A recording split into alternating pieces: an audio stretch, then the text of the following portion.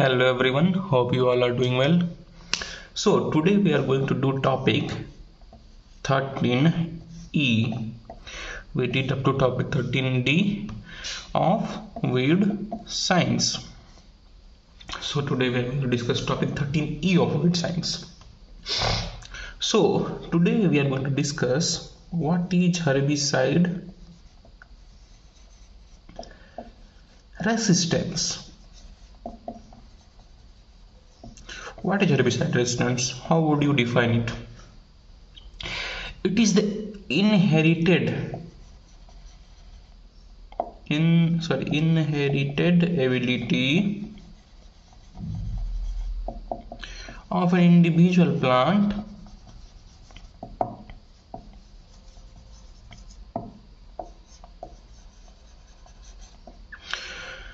to survive a herbicide application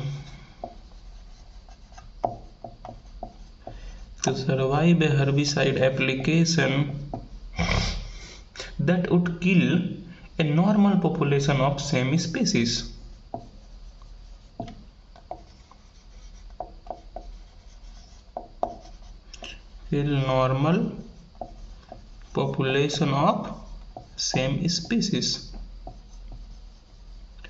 So it is the inherited ability of an individual plant, the individual weed, the individual herb to survive the herbicide application that will kill normal population of same species. A herbicide that can easily kill its normal population, but here if a plant or a group of plants are surviving it, are not killed by those herbicide, then we will term it herbicide resistance. A weed population is defined as resistance to an herbicide that once controlled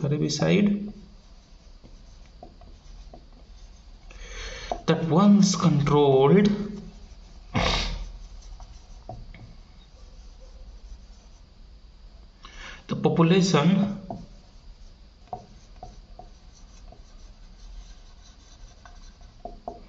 is no longer effective. For example, suppose atrazine, in previous times when we apply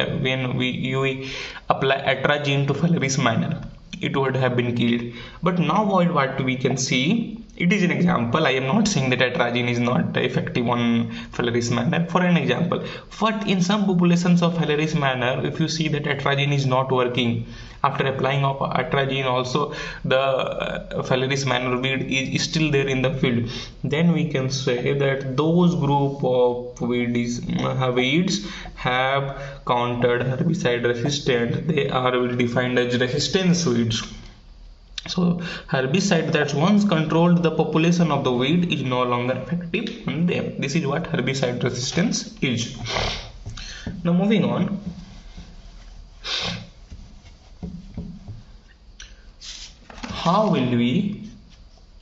Moving on to factors affecting herbicide resistance. Factors affecting herbicide resistance. So first of all, we have got selection pressure.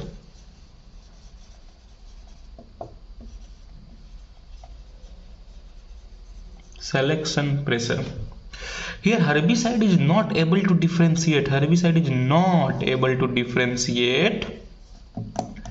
between susceptible and resistance plant. Herbicide is not able to differentiate between susceptible and resistance plants. This is what selection pressure is. Then we can say initial frequency.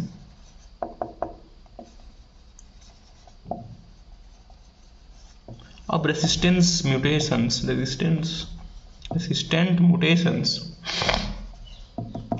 If the initial frequency is high, then the mutations in the weed will lead to herbicide resistance. So it is one of the factors. Gene flow. That is Suppose here in a gene, in this area in a gene, the resistance weeds have established through mutations, okay, in this area. But the genes of this area, when spread to other areas through pollination, through another things, this is what gene flow is. Facilitates resistance of among the area where resistance happened by mutation. Suppose in this area the resistance happened by mutation, it will spread to other areas. This is what gene flow is. Fitness.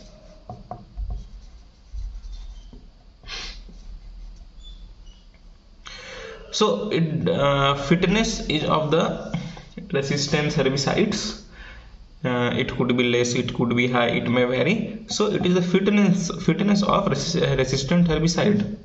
It is also one of the factors, fitness. And most of the time the fitness of resistance herbicides, most of the times it is always low.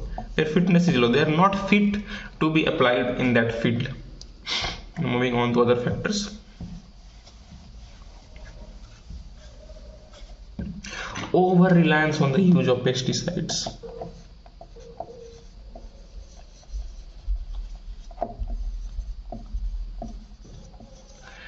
Use of pesticides, sorry, we are doing herbicides. We use of herbicide. You're over reliant on one herbicide, so you are applying one herbicide after time and after time and after time, so that will increase the chances of creating resistance.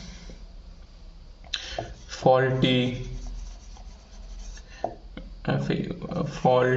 weed management methods, faulty quarantine systems. These words have become very common in this pandemic.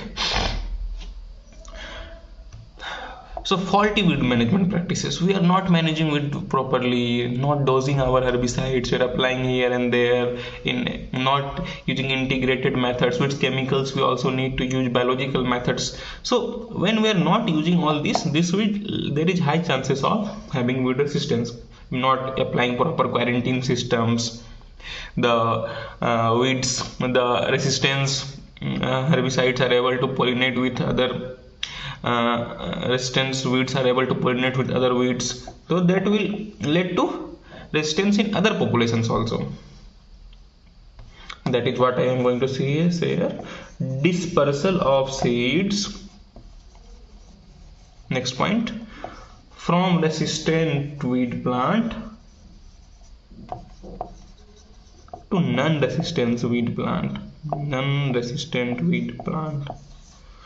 So when the seeds will be dispersed from resistant to non-resistant, what it will do? The non-resistant weed will also become resistant. So these are some of the common factors affecting herbicide resistance.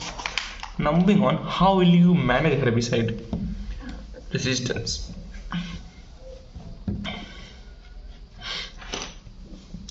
Management of herbicide resistance. What I will do first, use of alternate herbicide. Instead of using one herbicide after season in same crop, we need to diversify our use. We need to use alternate herbicides. Use of herbicide mixtures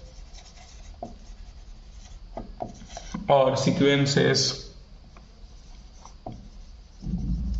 We need to mix herbicides and apply them. We can use different herbicides and sequences as per the requirement. Management of herbicide residue.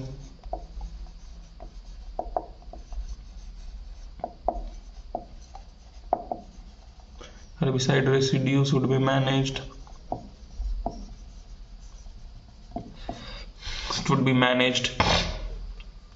Because we need to have optimum dosing. When we will overuse, then certainly there will be residue and that can lead to resistance. We need to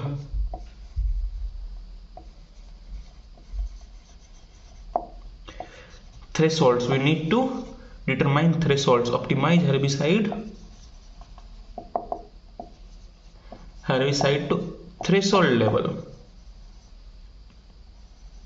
What is this threshold level? Threshold level is that suppose weeds are present, but the level at which they are not harming the crops. This is what threshold. We not need to completely eradicate our weeds. If they are present in fields and not harming our crops, then we not to apply a high amount of herbicides. So this is what threshold level. I will discuss in later lectures what is threshold level, economic injury level, everything. And we need to avoid unnecessary use and reduce selection pressure. Avoid unnecessary use. And what unnecessary use will do? This will reduce selection pressure. Use of synergids, safeners at proper rates.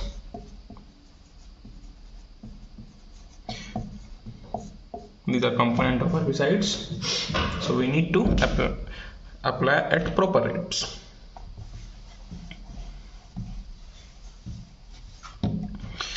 We can do crop rotations, use of proper cultivation techniques. Example, use of inversion tillage. What inversion tillage does? Inversion tillage, which uproots the weeds and hence leading to its death. Use of herbicide resistance crops. Many varieties have been developed which are herbicide resistance. We can also use GM crops. We can change timing of sowing.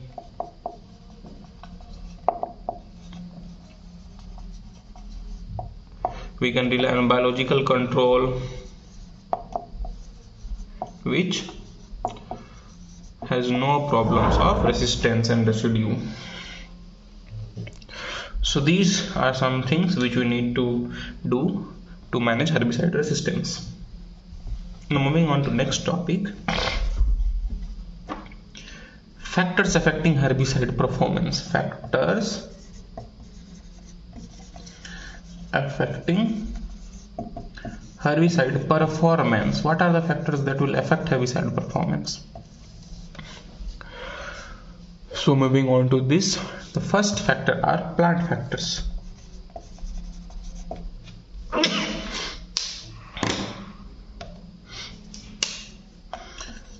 Plant factors.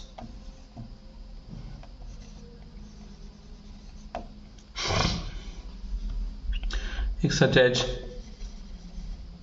leaf, foliage, root system, leafless foliage, root system, stage of plants.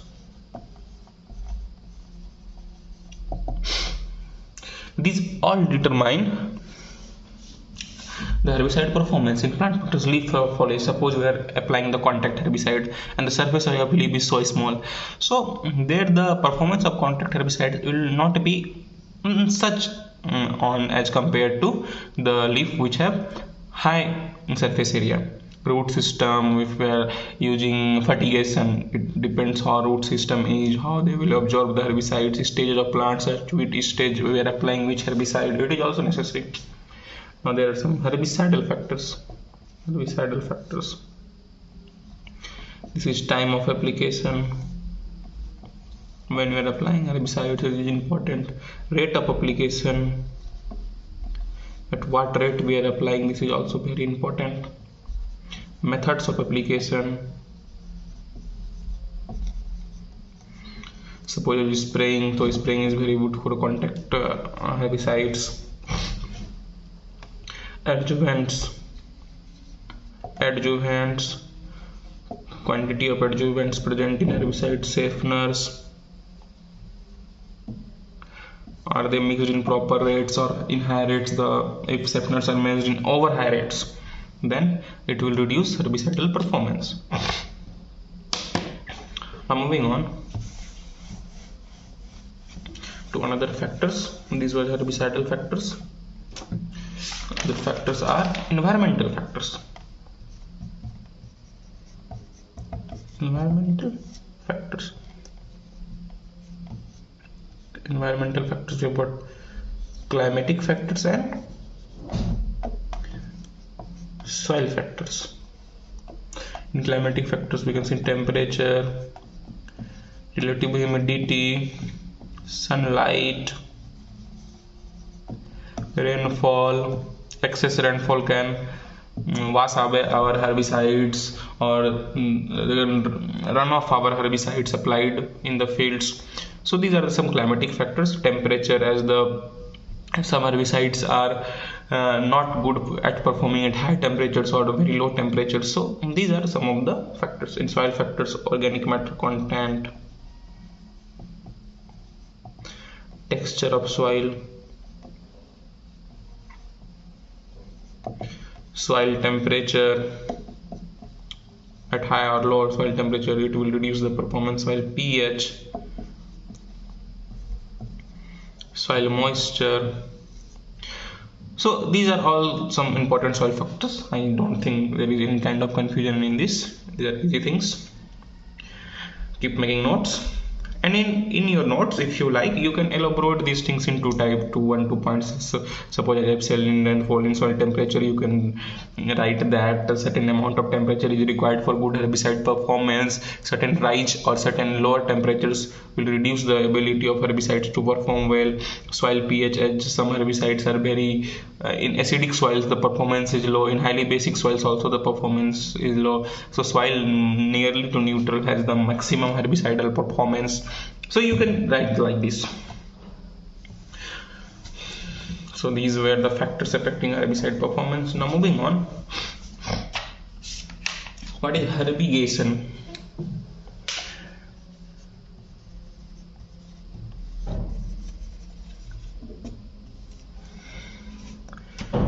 It is the method of applying herbicides. I think I have taught it previously also in short, so we'll see in some detail here. Applying herbicides through irrigation. This is what herbigation. And fertigation, applying fertilizers through irrigation. So we can see in herbigation the weed control has been better than with ground or aerial spares. Weed control better with herbigation when compared to sprayers. It provides great flexibility in weed control program. We have got great flexibility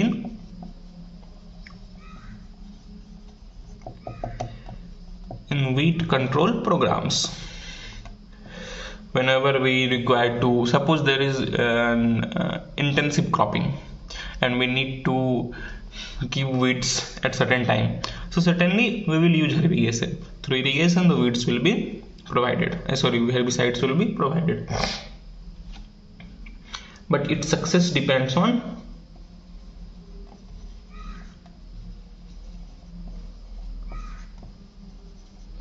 good management, uniform water application,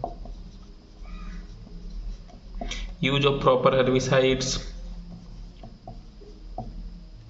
proper soil management.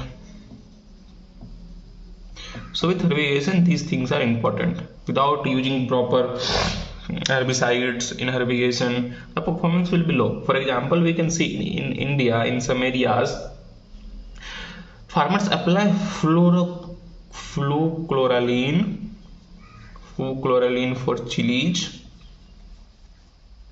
and tomatoes through herbigation. In some areas it is seen for chilies and tomatoes, flucloraline through herbigation. Now moving on to important topic, that is This was all about fertigation. I hope you understand it. Moving on to important one, that is difference between narrow spectrum and broad spectrum. Narrow spectrum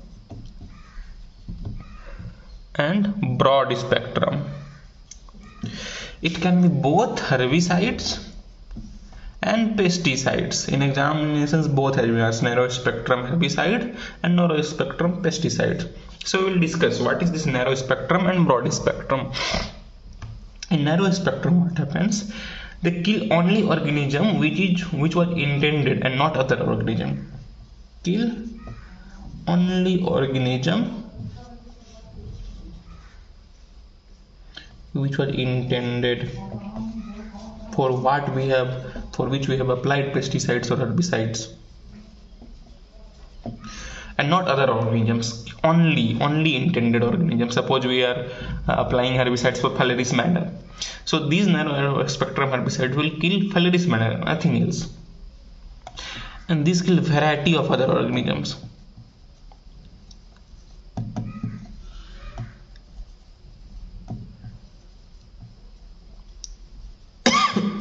Other organisms will also be killed. They will clean all. They are non-selective kinds. Broad spectrum never kills beneficial one.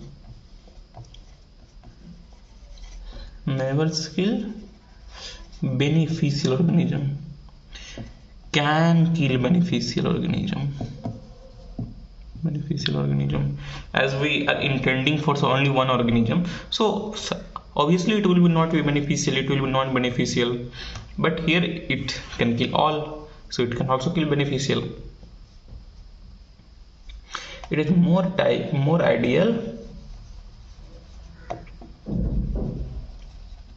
when one kind of weeds or pests are present. When there is one type of weeds or pest present, then it is very much ideal to use it. More ideal when different types of pests are present. More ideal when different pests and weeds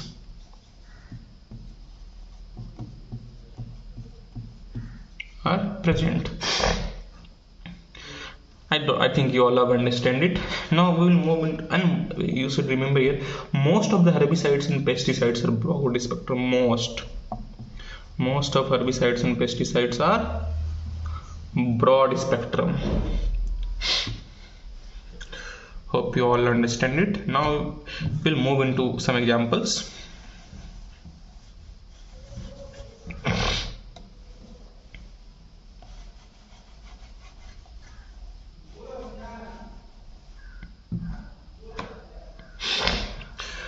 In our answer writing, we will always use examples whenever we deliver answers for exam agriculture option. In most of the question we will try to give examples. What examples do? They will enhance our marks. That's why you will see that in most of the topics where examples are required, I am giving it so that you could remember it, you could know it, and you could use in your answers. So examples of narrow spectrum. First of all, pesticides. What are narrow spectrum pesticides? They are chitin inhibitors,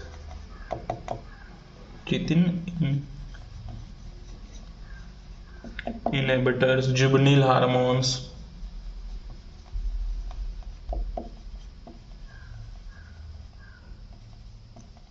these are narrow spectrum herbicides, pesticides, not herbicides. What is juvenile hormones? The hormones will attract one kind of pest. They will kill one kind of pest. So they are narrow spectrum. And for example, broad spectrum pesticides, we have got oxanil, carbaryl,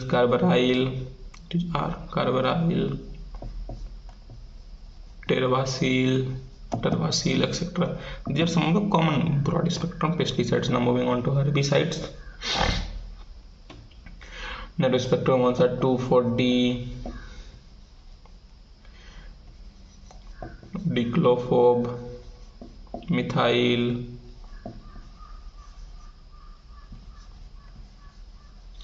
flufenacet.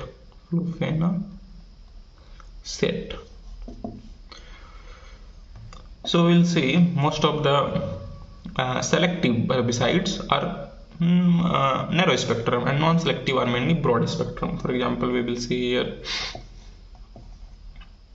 atrazine,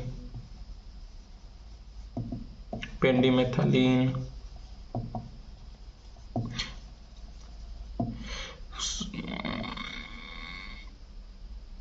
metribuzine,